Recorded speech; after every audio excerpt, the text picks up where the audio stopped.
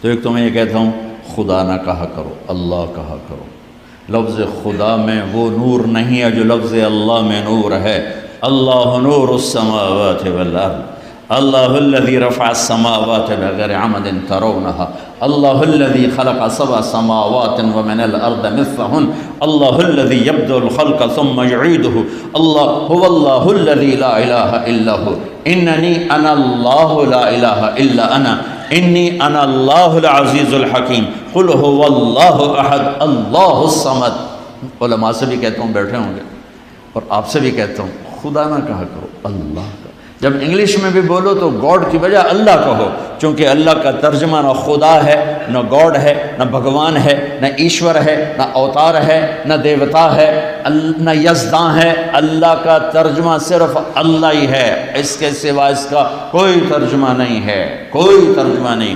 آپ سے بھی مستورات سے بچوں سے بھی کہتا ہوں، اللہ کی عادت لفظ اللہ کہو، اللہ پھر کہو اللہ، پھر کہو اللہ۔ آسمان تک نور پھیل گیا اللہ کے فضل سے۔ صرف آپ سے ہمارا، یعنی مجھے یہ گلہ ہے، اہل علم سے بھی گلہ ہے کہ بھئی جب میرے رب کا نام موجود ہے اللہ، کیوں خدا کہتے ہو؟ نام کا ترجمہ نہیں ہوتا ہے، نام کو نام سے پکارا جاتا ہے۔ مولانا طارق جمیل ہیں، کبھی کسی نے کہا مولانا رات کو آنے والے، طارق کہتے ہیں رات کو آنے والا۔ کبھی کسی نے کہا جی مولانا رات کو آنے والے کب آئے؟ بھائی میں تو دن میں ہوں، رات کا تو آیا نہیں ہوں۔ یہ کتنی عجیب سی بات ہے نا کہ آپ نام کی ٹرانسلیشن شروع کر دو، مولانا خوبصورت صاحب جمیل، مولانا خوبصورت صاحب، مولانا رات کو آنے والے، اور ایک طارق کا مطلب ہوتا ہے دستک دینے والا۔ جی مولانا دستک دینے والے آپ کب آئے؟ ٹورانٹو میں کب دستک دی آپ نے آ کے؟ یہ کتنی عجب بات ہے۔ نہ علماء میری بات لے رہے ہیں اور نہ عوام لے رہے ہیں، الٹا مجھے خط لکھتے ہیں۔ بھائی میں کوئی اپنی طرف سے تھوڑا ہی کہہ رہا ہوں، میں کہہ رہا ہوں اللہ کو اللہ کہو، اس میں کیا عیب ہے؟ کیوں کہتے ہو خدا؟ میں ایک لطیفہ بھی سنایا کرتا ہوں، سچا واقعہ ہے۔ ہماری راجپوتوں میں ایک شاخ ہے سیال، ان کی ایک سب کاسٹ ہے ڈنگے۔ ڈنگے کہتے تو لڑاکے تھے، تو نام ہی ڈنگے پڑ گیا، ڈنگے ڈنگے ٹیڑے۔ تو جنگ میں بڑے بڑے ذمہ دار ہیں، ہمارا ان سے پرانا دوستانہ ہے۔ تو فوت ہو گیا مرحوم جہانگیر ڈنگا، اس نے ایک دوست کو فون کیا، اس کی بیٹی نے اٹھایا، جنگ شہر آگے اس کا ابا تھا نہیں، تو اس نے کہا بیٹی اپنے ابو کو بتا دینا جہانگیر ڈنگے کا فون آیا تھا۔ تھوڑی دیر بعد اس کے دوست کا فون آیا، بڑے ہنستے ہوئے، کہا وہ میری بیٹی، میں گھر آیا تو میری بیٹی نے مجھے کہا ابو جہانگیر ٹیڑے کا فون آیا تھا، جہانگیر ٹیڑے کا فون آیا تھا۔ تو بھائی اللہ کو اللہ کہا کرو، اللہ سبحان اللہ، کیا نور ہے اس میں، اللہ۔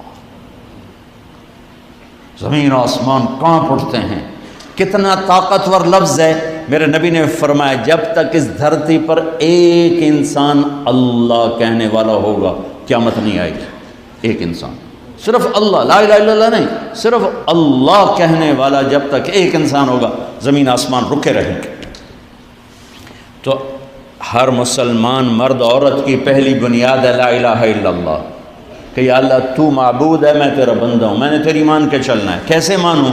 تو اللہ کہتا ہے یہ میرا محبوب محمد مصطفیٰ صلی اللہ علیہ وسلم ہے، ان کے پیچھے چل، ان کے پیچھے، ان کے ہاتھوں میں ہاتھ دے دے، اللہ سے ملا دیں گے۔ ایک بدو آیا، کہنے لگا اے محمد، آپ نے کہا جی، آپ کو کوئی کتنا ہی بدتمیزی سے بلاتا تھا، کبھی ناراض تھے، مسکرا کے ملتے تھے، ما حیام، ہاں ہاں اے محمد، بدتمیزی کا بول ہے، ایکم محمد، کون ہے محمد؟ تو آگے آپ کہتے کیسے بدتمیز، آپ کہاں میں ہوں محمد۔ ایکم ابن عبد المطلب، تم میں کون ہے عبد المطلب کا بیٹا؟ انا ابن عبد المطلب، میں ہوں عبد المطلب کا بیٹا۔ کیا اخلاق میرے نبی لے کر آئے۔ وہ کہنے لگا تیری تین باتیں بڑی عجیب ہیں۔ آپ نے کہا کیا؟ تو تم کہتے ہو ہم اپنا دین چھوڑ کے تیرے دین پہ آ جائیں گے۔ یہ کہ ہم کیوں کریں ایسے؟ کہ تم کہتے ہو روم، ایران سب فتح ہو جائیں گے۔ وہ کیسے ہو جائیں گے؟ تیرے ساتھیوں کو تو روٹی نہیں ملتی، تو اتنے بڑے ملک کیسے فتح کریں؟ اور تم کہتے ہو کہ مر کے مٹی ہو کے زندہ ہوں گے، پھر کھڑے ہوں گے۔ بھلا ان میں سے کوئی ایک بات ہے سمجھ میں آنے والی؟ تو میرے نبی نے مسکرا کے فرمایا انشاءاللہ تیری زندگی لمبی ہوگی، تو دیکھے گا سارا عرب میرا کلمہ پڑھے گا اور ایران بھی فتح ہوگا اور روم بھی فتح ہوگا، باقی رہی مر کے اٹھنے کی بات تو تیرا ہاتھ پکڑ کے تجھے یاد دلاؤں گا۔ کہ تیسری بات ہوئی کہ نہیں ہوئی؟ وہ کوئی بڑا ہی ڈاڑا تھا، کہنے لگا میں نہ مانوں، واپس چلا گیا۔ جب مکہ فتح ہوا سارے عرب نے کلمہ پڑھ لیا، کہنے لگا پہلی غلط ہو گئی۔ جب ایران بھی فتح ہوا، روم بھی فتح ہوا، کہنے لگا دوئی بھی ہوگی تری بھی ہو ہی جانی ہے، بھلیا لوگ کا کلمہ پڑھ لیں۔ وہ کہنے لگا پہلی بھی ہو گئی، دوسری بھی ہو گئی، تیسری بھی ہو ہی جائے گی، تو مسلمان ہو کے مدینے شفٹ ہو گیا۔ عمر کے زمانے میں، عمر رضی اللہ عنہ کے زمانے میں، عمر رضی اللہ عنہ اس کو پروٹوکول دیتے، فل پروٹوکول۔ تو لوگ حیران ہوتے، ایک دیہاتی اس کو اتنا پروٹوکول عمر کیوں دیتے ہیں؟ تو ایک دن حضرت عمر نے فرمایا میں تمہیں بتاؤں میں اس کو یہ عزت کیوں دیتا ہوں؟ اس کے لیے کھڑے ہو جاتے تھے کہ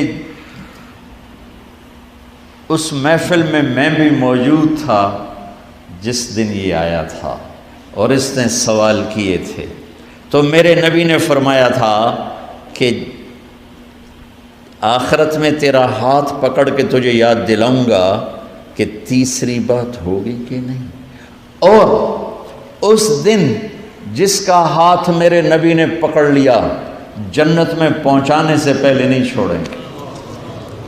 لہذا میں اس کو پروٹوکول دیتا ہوں، یہ کیا ہے، اس کی گارنٹی ہو چکی ہے، یہ پکا جنتی ہے، اس کا ہاتھ میرے نبی نے پکڑنا ہے۔ میرے بھائی، اور ٹورانٹو میں رہو، مدینے میں رہو، لاہور میں رہو، دلی میں رہو، اپنے ہاتھ چھڑا کر اپنے حبیب کے ہاتھوں میں دے دو۔ فَلَا وَرَبِّكَ لَا يُؤْمِنُونَ حَتَّى يُحَكِّمُوكَ فِي مَا شَجَرَ بَيْنَهُمْ ثُمَّ لَا يَجِدُوا فِي أَنفُسِهِمْ حَرَجًا مِمَّا قَضَيْتَ وَيُسَلِّمُوا تَسْلِيمًا۔ یہ قرآن کی پہلی قسم ہے سورہ نساء، اور آخری قسم ہے وَالْعَصْرِ، اور یہ قرآن کی سب سے خوبصورت قسم ہے، سب سے خوبصورت قسم۔ انداز بڑا عجیب ہے۔ اللہ یوں کہنا چاہتا ہے کہ جب تک میرے حبیب آپ کے نہیں مانیں گے میں قبول نہیں کروں گا، چاہے قریشی ہو چاہے ہاشمی ہو۔ ابو لہب ہاشمی نہیں تھا، ابو لہب قریشی نہیں تھا، ابو لہب عربی نہیں تھا۔ اللہ نے کہا تبت یدا ابی لہب وتب۔ اور بلال کون سا ہاشمی ہے، بلال کون سا قریشی ہے، بلال کون سا عرب ہے؟